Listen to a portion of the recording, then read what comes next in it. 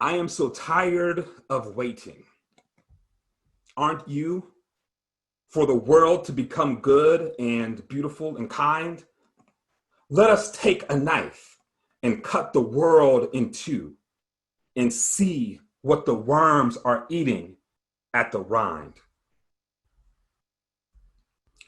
These words, beloved, by Langston Hughes in a poem fittingly called Tired, describes the emotions of so many people right now, particularly the emotions of Black people who are dealing with anti-Black racism all over the world. We are tired.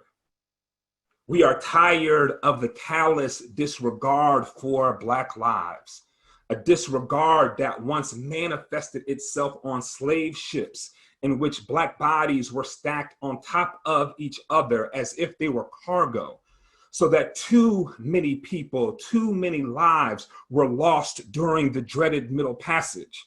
And we are tired of this same disregard manifesting itself in jail houses where disproportionately Black bodies have been gathered up in a war on Black communities, thinly veiled as a war on drugs, as if they are being warehoused. So that too much potential is lost before the journey is completed. We are tired. We are tired of being forced to choke down the strange and bitter fruit of which Billie Holiday sang, the fruit which once swung from the poplar and magnolia trees of the South. We are tired of gathering the harvest of broken and bleeding bodies from the streets of Minneapolis, Minnesota, and Ferguson, Missouri. We are tired of gathering the harvest of hanged bodies unlawfully detained in Rikers Island in New York City and the county jail of Waller, Texas. We are tired of gathering the bullet-riddled bodies out of people's own homes in Louisville, Kentucky, and in Dallas, Texas. We are tired. Moreover, we are tired of white capitalists masquerading as Christians, turning a blind eye, a deaf ear, and a shut mouth to the cries of God's people while claiming to worship the very same God.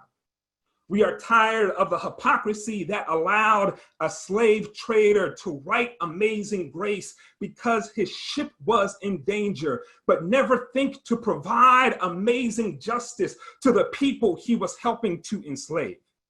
And we are tired of white capitalists masquerading as Christians, raising millions of dollars to build new cathedrals all around cities in these United States while offering only thoughts and prayers to victims of police brutality. We are tired of police standing calmly by while white protesters storm state buildings armed as if they are going to war because they have to wear masks to keep themselves and their neighbors safe. While these very same police pepper spray, tear gas, throw flashbang grenades, beat and arrest Black protesters because we have the audacity to say, stop killing us. And we are tired. We are tired of white supremacists and anarchists and other infiltrators using our pain and our collective struggle as a cover to smash windows and hurl projectiles at the police and innocent bystanders, meanwhile abandoning the work for us to get the blame for their actions. We are tired. Friends and family, and if you feel like I feel, if you feel tired by all that is happening, then maybe you understand how Elijah feels in this text. Elijah is tired, so tired that he wanted to give up, so tired that he prayed that he would die, so tired that he ran away. Elijah was tired. And he was tired in a world that had been set on fire. The writer of First Kings lets us know just a chapter or two prior to this that Elijah had been the central focus point of a drought that had been occurring for over 3 years. And such a sustained lack of rain in this region of the world would have led to severe ecological damage as trees and bushes dried up while still rooted in the ground. They would have been in prime condition to catch fire as they stood under the intense heat of the sun. And we have people, friends and family, we have people across these yet to be United States and all over the world who have been suffering from the sustained lack of resources in education, in healthcare, and in housing. From the decrease of sustainable jobs and the increase of jobs that only pay poverty wages. Meanwhile, elected officials continue to boast about a growing economy. We have people whose potential and dreams have dried up like a raisin in the sun, have rotted and crusted over. And on top of this heavy load that they must carry, the blazing heat of underinvestment and over-policing are causing people to catch fire and explode. We are tired, and like Elijah's world, our world is on fire. And so, friends and family, we have come to this point, we have come to this moment asking God, what do we do? What do we do when we are tired and our world is on fire? I believe this biblical text gives us a few steps that we might employ to encourage us in this moment when you're tired and your world is on fire.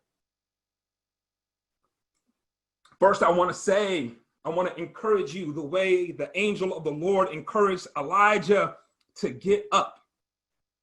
I know you are tired, but it's time to get up. I know you feel weary, but this is no time to be asleep. I know you feel like giving up, but this is not the time to throw in the towel. I want to encourage you to get up.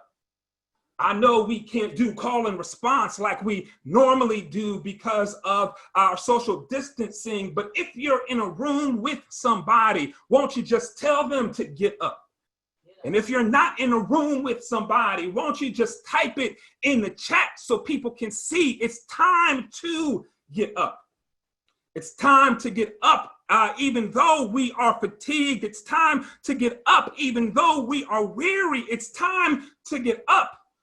I can hear in the distance the voices of a great cloud of witnesses who are encouraging us to get up.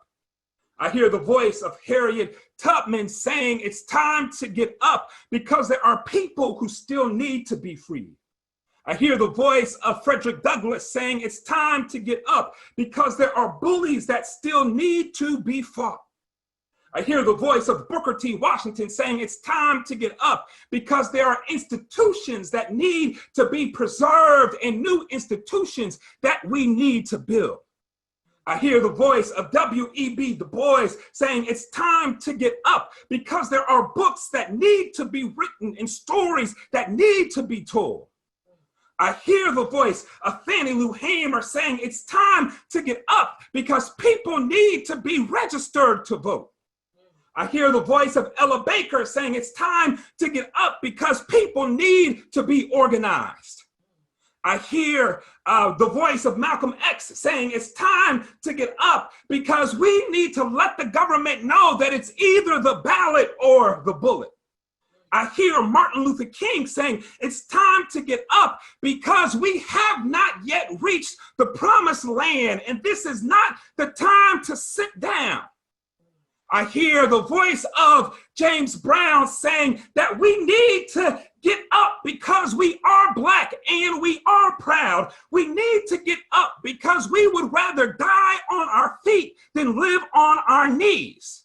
I hear the voice of Aretha Franklin saying it's time to get up because we still need RESPECT. I hear the voice of our ancestors, the voice of our forefathers and foremothers. I hear the voices of the great cloud of witnesses saying it's time to get up. It's time to get up, friends and family. It is time to get up. But not only do we need to get up, but as God says to Elijah, we need to get up and go back the way you came.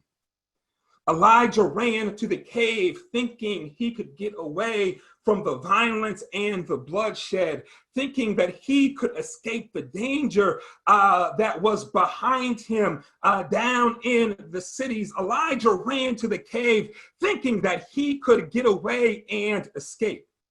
And friends and family, so many of the stories of our family's migrations includes family members who have left the South to move to the North, trying to escape racist violence and lack of opportunities, only to find that in the North, we still are experiencing racist violence and lack of economic opportunity.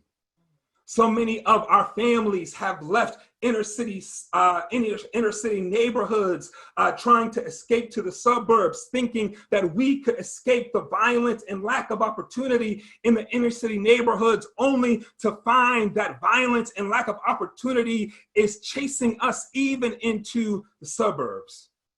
What we are learning over and over again is that our world is much smaller than we think, that we cannot turn away from our problems, but we have to turn around and face them. We cannot walk away and we cannot run away from our problems. We have to go back the way that we came. Now, I'm not saying that you have to move back, but I am saying that we have to go back. We have to go back so that we remember and understand that the problems of an undeveloped South contribute to the problems of an deindustrialized North. We have to go back so that we understand that the problems of our inner city neighborhoods will disturb the peace of our manicured suburbs. We have to go back, friends and family. And I know that we have come over ways that with tears have been watered, but we have to go back the way that we came. I know that we have come treading our path through the blood of the slaughtered, but we have to go back the way that we came. I know that so many of us have reached the ladder of success only to discover that it was no crystal stair, that it had tacks in it and splinters and boards torn up and places with no carpet on the floor. And I know that all the time you've been climbing and reaching landings and turning corners, sometimes going in the dark where there has been no light, but we have to go back the way we came. We have to go back, friends and family, because as God tells Elijah in the scripture, it is time for us to get connected.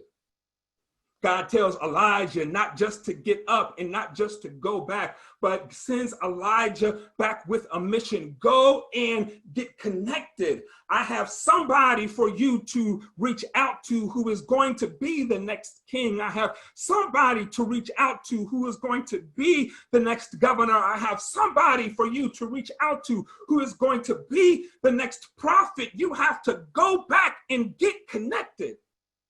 Friends and family, there are undiscovered leaders who are there, who need somebody to go back and reach out to them. There are voices of people who are fed up and tired and don't know what to do, who are waiting for people to go back and reach out to them. It is time for us to get up and go back and get connected. Don't you know, friends and family, that the story of the biblical text is the story of those who have gotten up and went back to get connected to others. Moses, when he was sitting on a hillside tending his father-in-law's sheep, heard the voice of God say, Moses, you can't stay here. You have to get up and go back and get connected to let my people go. Nehemiah, when he was comfortable in the employment of the king, heard what was happening in his hometown and heard the voices calling to him saying, Nehemiah, you can't stay here in this cushy occupation, but get up and take the resources that you have here and bring them back to your communities to rebuild the wall. And friends and family, I'm glad that Moses got up and went back. And I'm glad that Nehemiah got up and went back. But I'm so glad today, friends and family, I'm oh so glad, more than Moses and more than Nehemiah, I'm glad that Jesus got up. That Jesus got up from his seat in heaven, far from the violence that was consuming the earth. I'm glad that Jesus got up. And that Jesus came through 42 generations, was born of an unwed teenage mother in a manger in Bethlehem. I'm so glad that Jesus got up and was born to people who were considered unimportant in an unimportant part of the empire.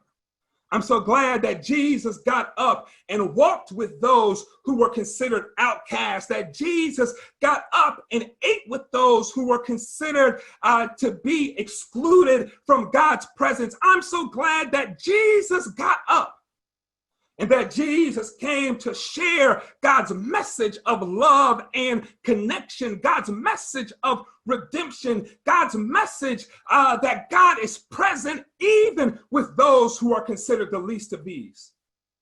And when the Roman Empire was threatened by Jesus's movement, when the Roman Empire thought that Jesus's movement was going to interrupt their economic prosperity, when they were concerned that Jesus's followers were creating a little bit too much ruckus, when they were concerned because Jesus went into the temple and destroyed the tables and turned over the tables of the money changers in the temple, when they got concerned that too many things were being destroyed and it was time to put a stop to this movement, they arrested Jesus.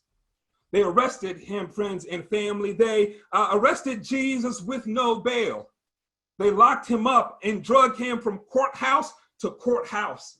They found witnesses to lie on Jesus, to charge him with acts that he did not commit. And then they crucified Jesus.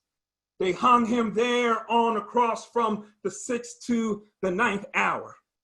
Friends and family, and I just believe that as George Floyd was laying on the ground, that he heard the voice of Jesus, that George Floyd called for his mother, but Jesus is the one who answered him. And Jesus said, George, I've been where you are. As he hung on the cross from the 6th to the 9th hour, Jesus didn't call for his mother, but he called for his father. He said, Father, Father, why have you forsaken me? Jesus hung there from the 6th to the 9th hour. And he didn't say, I can't breathe, but he did say, I need something to drink. And they would not give him water, but gave him vinegar to help increase his dehydration. I heard Jesus there on the cross saying in those words, Father, in your hands I commend my spirit. And they took Jesus off the cross. They buried him in a tomb. They tried to hide the evidence and seal it with a stone. But friends and family, I am so glad that early Sunday morning, just about the break of day, that Jesus got up out of the grave, that Jesus did not stay dead in the tomb, but Jesus got up with all power in his hand. Jesus got up and went back and got connected to the women, got connected to the disciples, got connected to tell the people that you can go out in the world and you can change the world. And so if you're tired today, if you're tired while the world is on fire, I just challenge you, I encourage you, I hope you will reach out to the hand of Jesus that is reaching out to you, saying, if I got up, you can get up. You can get up from your tiredness. You can get up from your fatigue. You can get up from your apathy. You can get up from your indifference. You can get up. And let's change this world. Let's bring the power of God to bear on the world right now. When you're tired and the world is on fire, get up, go back the way you came, and let's get connected.